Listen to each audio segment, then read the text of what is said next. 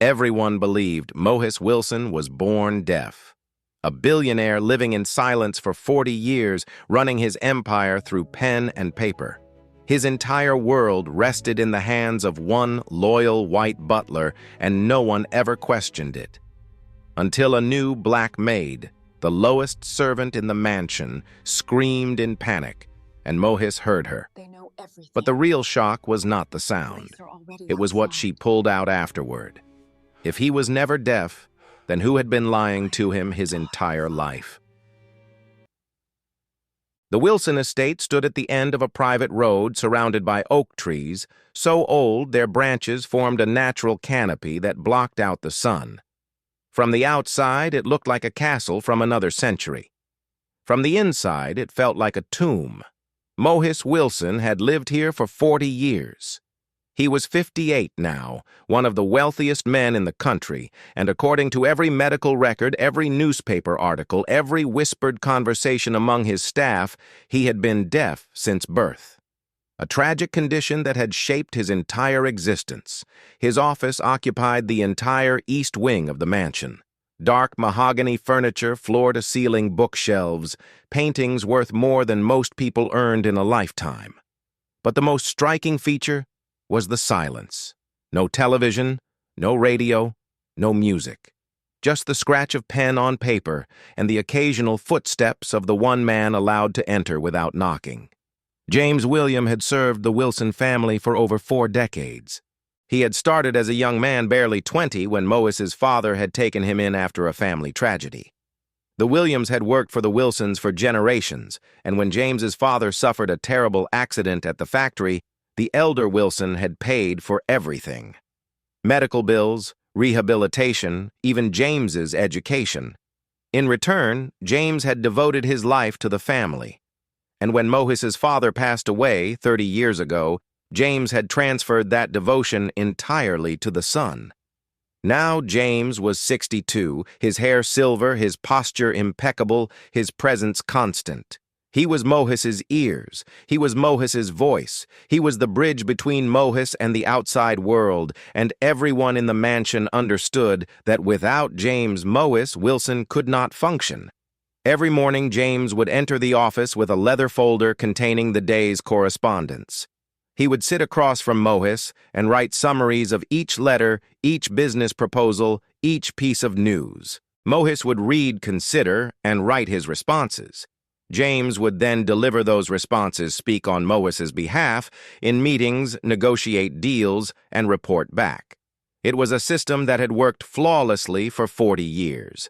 The staff rarely saw Mohis. He took his meals alone. He walked the gardens alone. He existed in a bubble of silence that no one dared to penetrate. They pitied him, of course. Such wealth, such power, and yet he could not hear a bird sing or a child laugh. What a tragedy. What a waste. But they also feared him. Not because he was cruel, but because he was unknowable.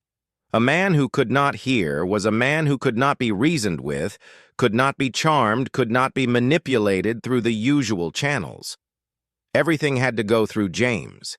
And James was loyal to Mohis above all else, or so everyone believed.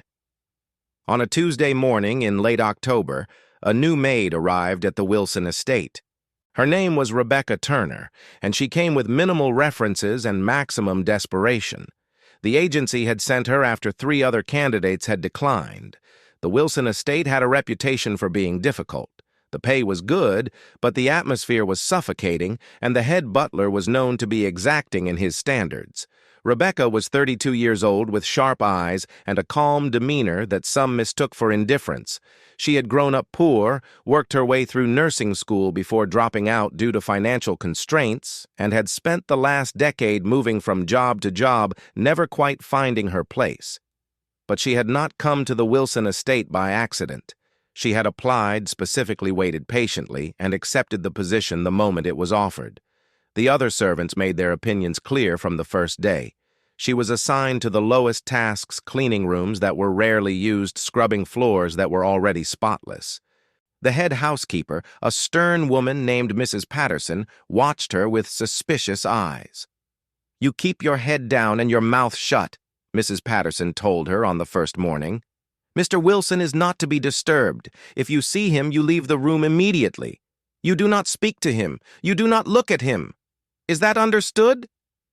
Rebecca nodded, but she did not lower her eyes. In the days that followed, Rebecca observed everything. She noted how James controlled the flow of information, how he decided which letters reached Mohis and which were discarded.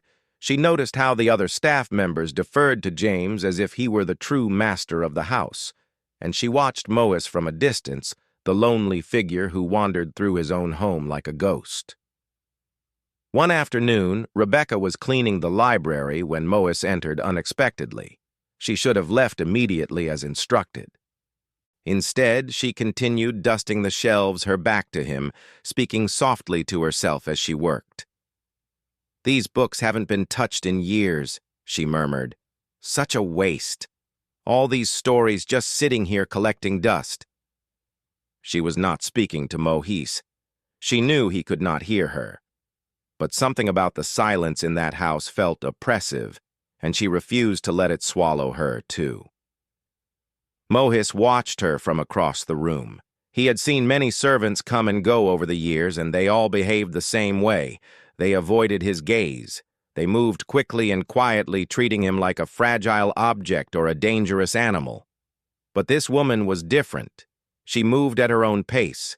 She spoke as if the silence meant nothing to her. She did not seem to pity him, and she did not seem afraid. He found himself returning to the library more often after that, not to read, but to observe her. She never acknowledged his presence directly, but she never fled from it either. It was the strangest interaction he had experienced in decades, and he did not know what to make of it. 2 weeks after Rebecca's arrival, everything changed. Mohis had received news that morning delivered through James as always. A major business deal had fallen through. A partnership he had been building for years gone in an instant. James had written the explanation carefully, citing market conditions and unfortunate timing, but Mohis knew there was more to the story. There was always more to the story. That evening, alone in his private study, Mohis felt the rage building inside him. 40 years of isolation, 40 years of receiving the world secondhand, 40 years of trusting one man to tell him the truth, and what did he have to show for it? An empire he had never truly controlled. A life he had never truly lived. His eyes fell on a porcelain vase that had belonged to his mother. It sat on a pedestal near the window, delicate and priceless. Before he could think, he grabbed it and raised it above his head, ready to smash it against the floor. Rebecca had been cleaning in the adjoining room. She heard the crash of furniture being shoved aside and rushed in without thinking. "Stop!" The word tore from her throat before she could stop it. A raw, instinctive scream. Mohis froze. His arms were still raised. The vase was still in his hands, but his head had turned toward the sound. His eyes were wide, not with anger, but with something else. Confusion. Recognition. Fear. Rebecca stood in the doorway, her heart pounding.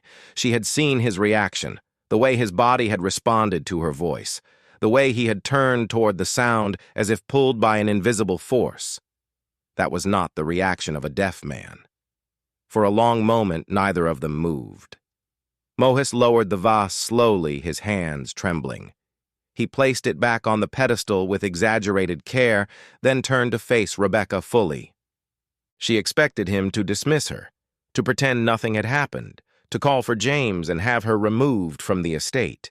Instead, he stared at her with an expression she could not read. It was the look of a man who had just discovered a crack in the walls of his prison. That night, after the house had gone quiet and the staff had retired to their quarters, Rebecca found a note slipped under her door. The handwriting was elegant but shaky, as if the writer's hand had been unsteady. The note contained only 5 words.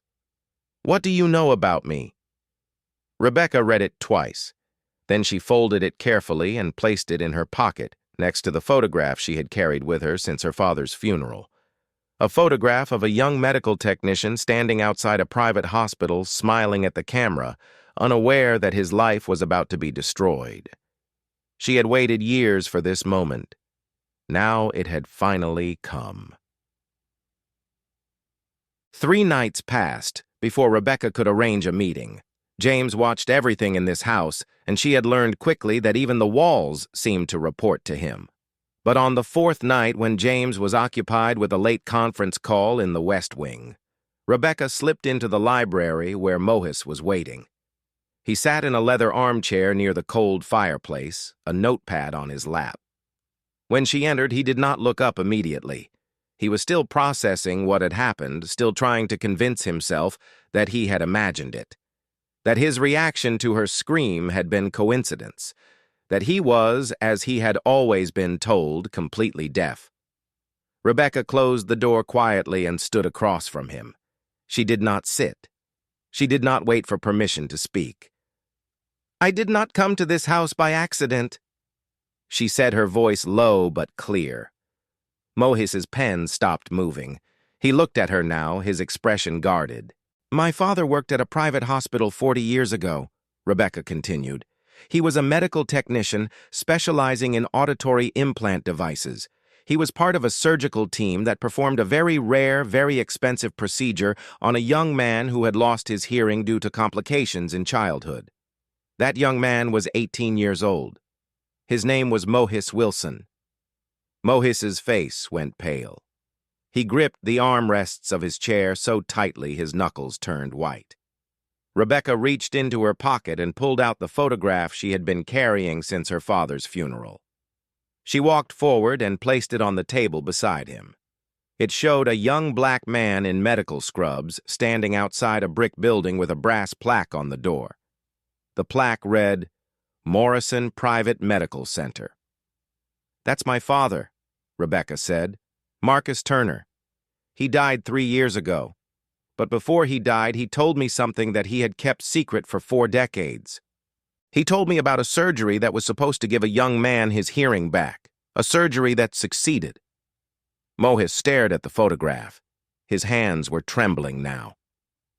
"You're lying," he wrote on his notepad, the words jagged and uneven. He held it up for her to see.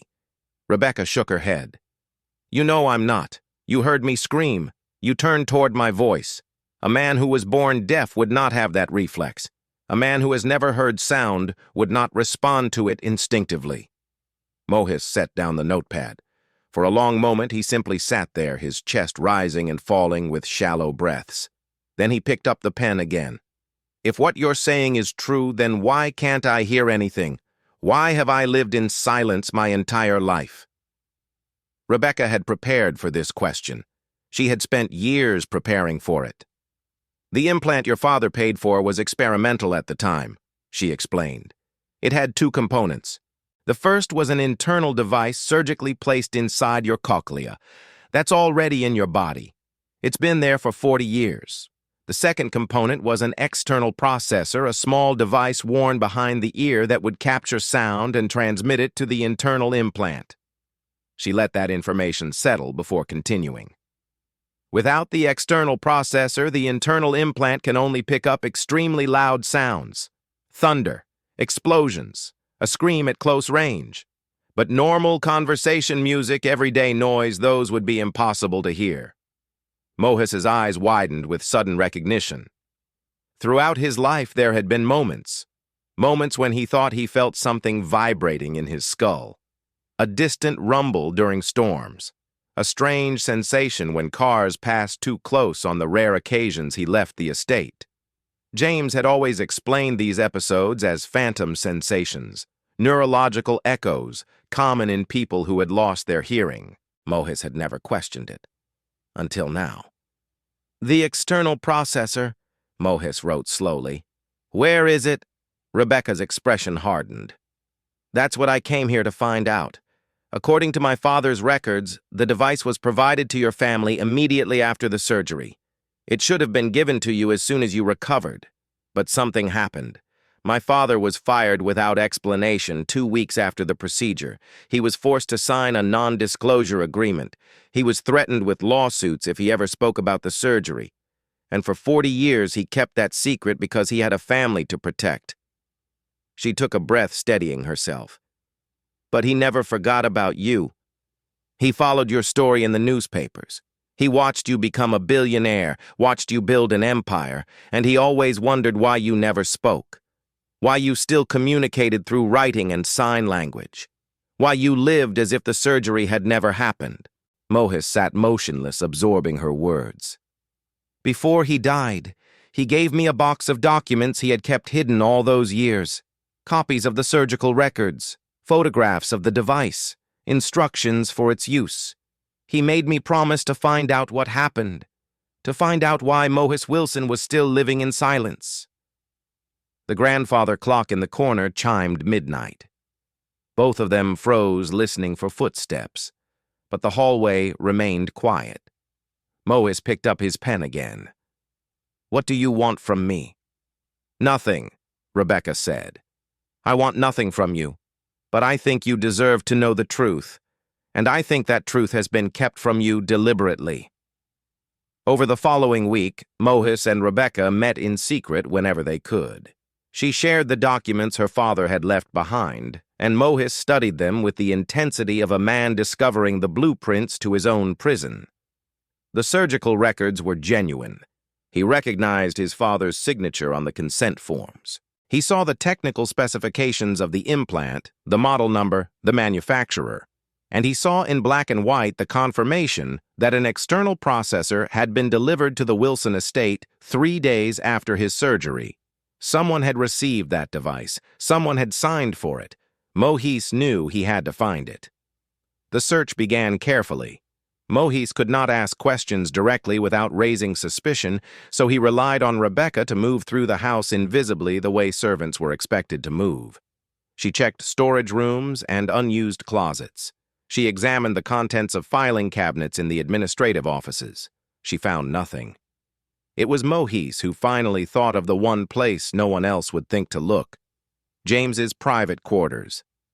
James had lived in the east wing of the mansion for as long as Mohis could remember. His rooms were modest compared to the rest of the house, but they were entirely his own. No one entered without his permission, not even Mohis. But Mohis still owned the house, and Mohis had a master key that opened every door. On a Thursday evening, while James was in town handling what he claimed was a banking matter, Mohis slipped into James's quarters for the first time in 40 years. Rebecca kept watch from a window at the end of the corridor where she could see the driveway and any approaching headlights while appearing to clean the glass. The rooms were immaculate, everything in its place. Books arranged by height on the shelves, a small desk with neatly organized papers, a wardrobe with suits hanging in precise order, and in the corner behind a false panel in the closet, a small safe.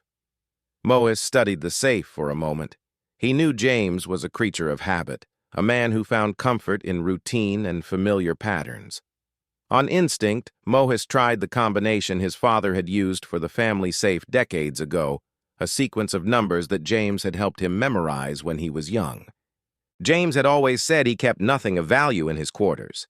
He had always said he had no secrets. The safe opened. Inside, Mohis found several items: a leather journal filled with handwritten notes, bank statements showing transfers to accounts he had never heard of, and at the very bottom, wrapped in cloth that had yellowed with age, a small plastic case. Mohis opened the case. Inside was a device no larger than a hearing aid. It looked almost primitive by modern standards, but it was unmistakably the external processor described in his father's documents. The serial number matched. The manufacturer's logo matched. Everything matched. This device had been sitting in James's safe for 40 years. Mohis could not breathe.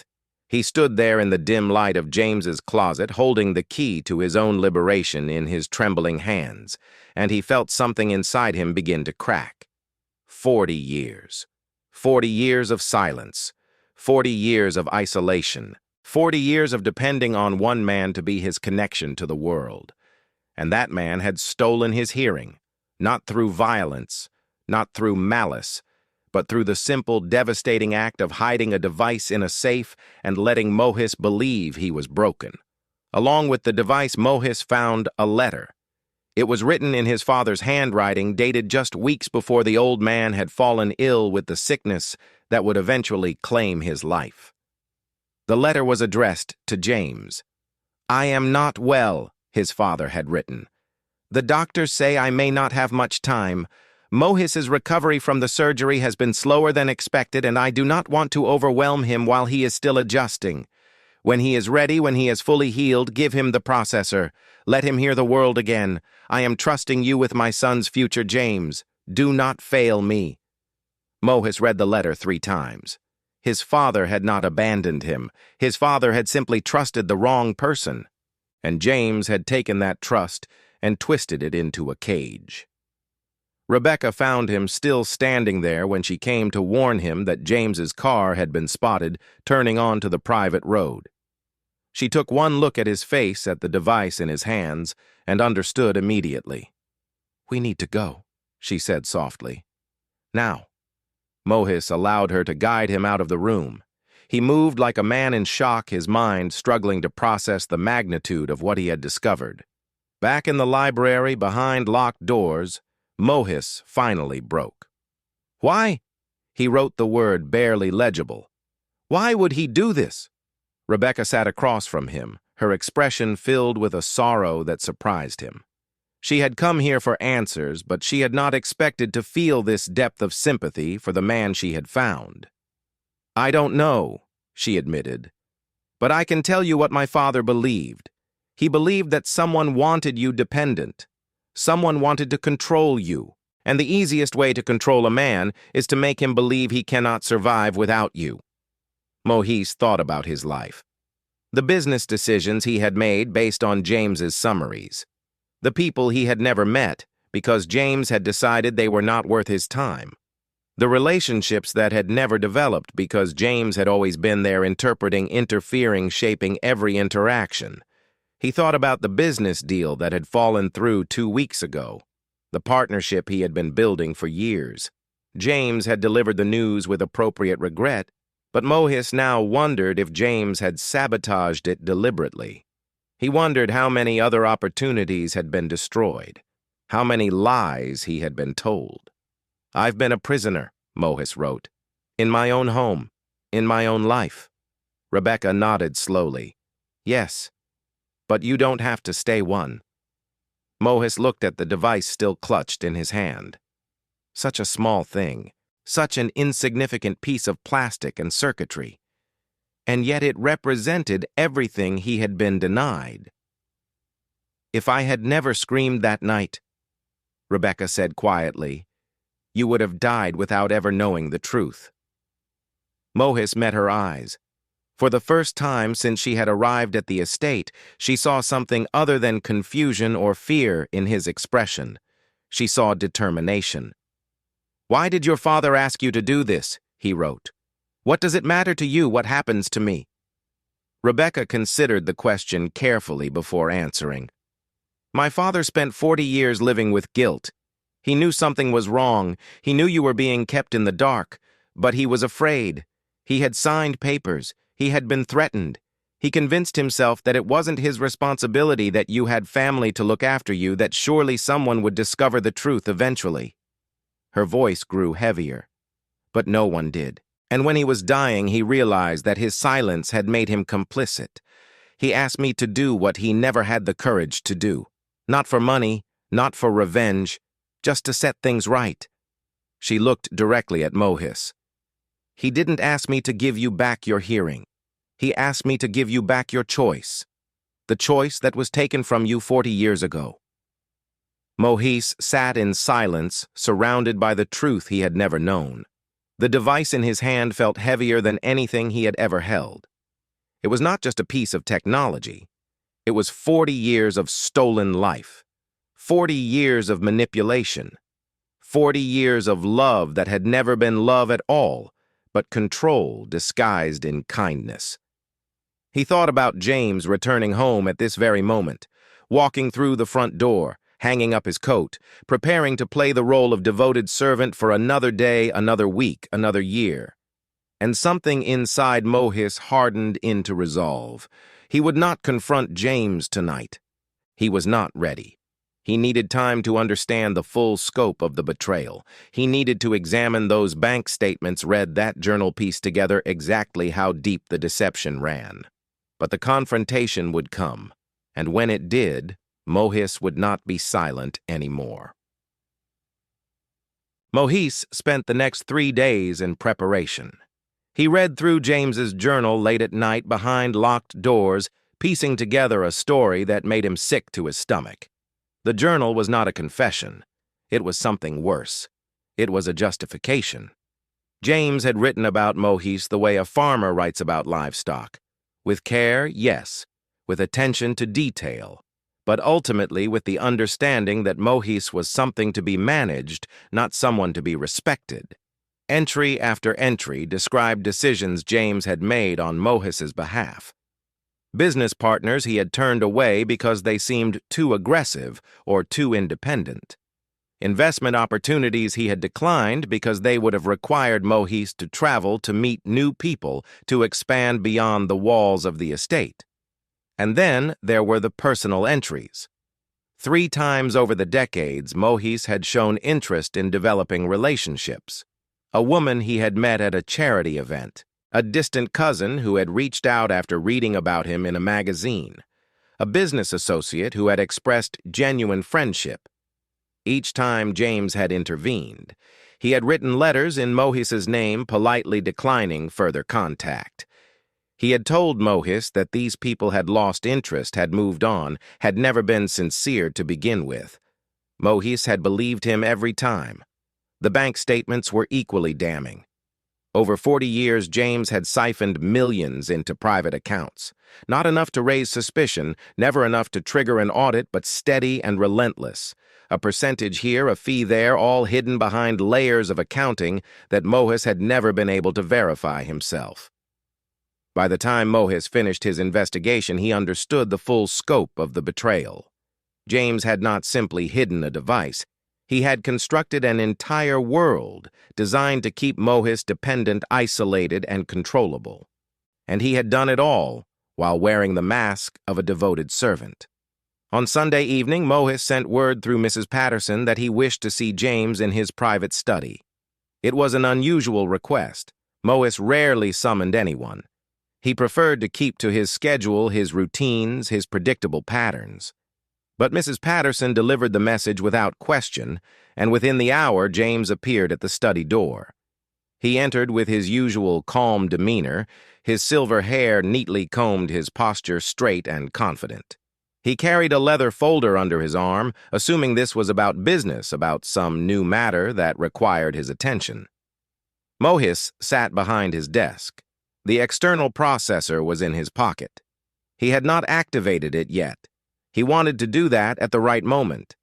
James settled into the chair across from Mohis and opened his folder ready to take notes. His pen was poised over the paper when he noticed that Mohis was not writing anything. Mohis was simply looking at him. "Is everything all right, sir?" James asked, his voice smooth and concerned. He was speaking out loud as he always did when they were alone, though he knew Mohis could not hear him. It was a habit he had developed decades ago, a performance he maintained even without an audience. But this time, there was an audience. Mohis reached into his pocket and withdrew the small plastic case. He placed it on the desk between them. James's face changed. The transformation was subtle but unmistakable. His eyes widened briefly before he forced them back to normal. His hand tightened around his pen. His jaw clenched almost imperceptibly. "Where did you find that?" he asked. Mohis did not respond. Instead, he opened the case, removed the external processor, and fitted it behind his ear. His hands were steady now. He had practiced this in the mirror, following the instructions from his father's documents. There was a soft click as the device connected to the implant that had been waiting inside his head for 40 years. And then Mohis heard. The world rushed in like a flood breaking through a dam. The ticking of the grandfather clock. The creak of James shifting in his chair. The wind moving through the trees outside the window. Every sound was overwhelming, disorienting, almost painful in its intensity. Mohis gripped the edge of his desk, forcing himself to stay focused.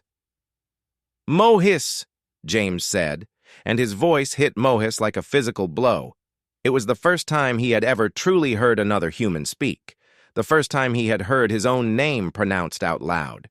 James's voice was warm, concerned, perfectly calibrated to convey care and loyalty. It was the voice of a man who had spent 40 years perfecting his deception. "Let me explain," James continued, rising from his chair.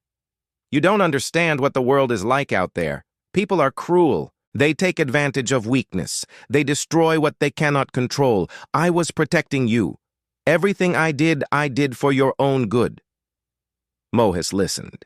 He absorbed every word, every inflection, every subtle manipulation embedded in James's tone. And he understood finally why James had been so successful. This man was not a monster. He was something far more dangerous. He was a man who believed his own lies. "You stole my life," Mohis said.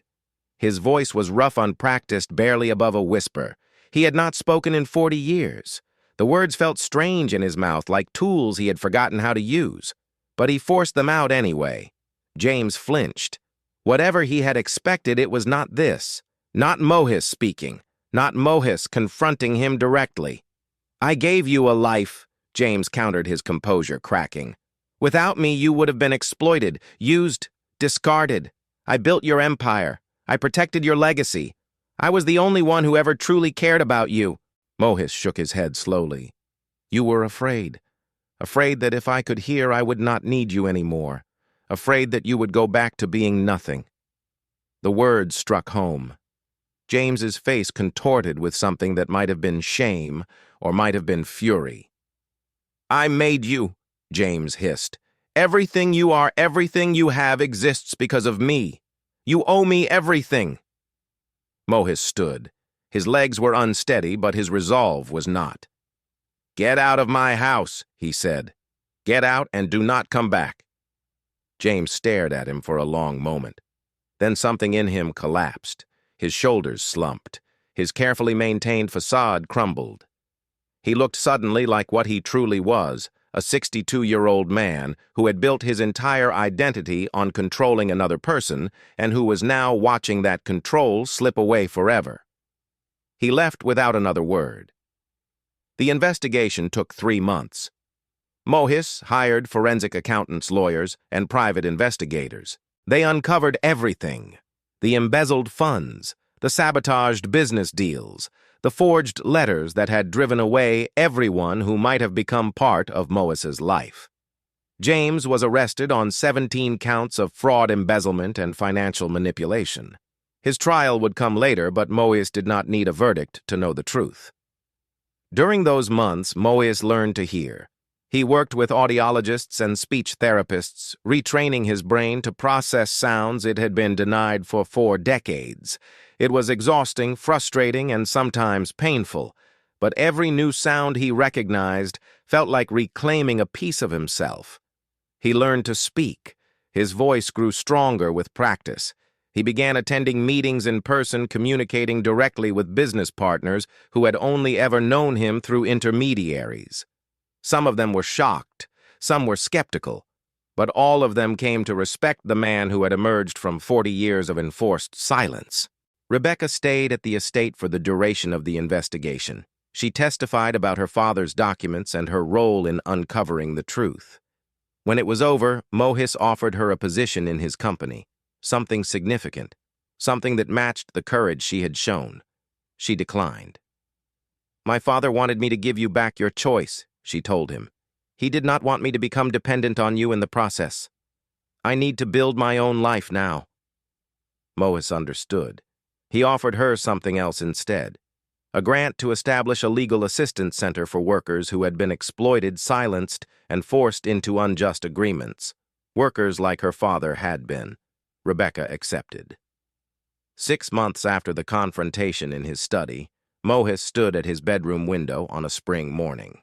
The oak trees that surrounded the estate were full of birds, and their songs drifted through the open glass. He had never heard birdsong before. He had not known what he was missing. He stood there for a long time listening. Then he picked up his phone, dialed a number, and waited. "Hello," said a voice on the other end. "Hello," Mohis replied. "This is Mohis Wilson. I would like to schedule a meeting." It was the first phone call he had ever made in his life. Outside, the birds continued to sing, and for the first time in 40 years, Mohis Wilson was truly free.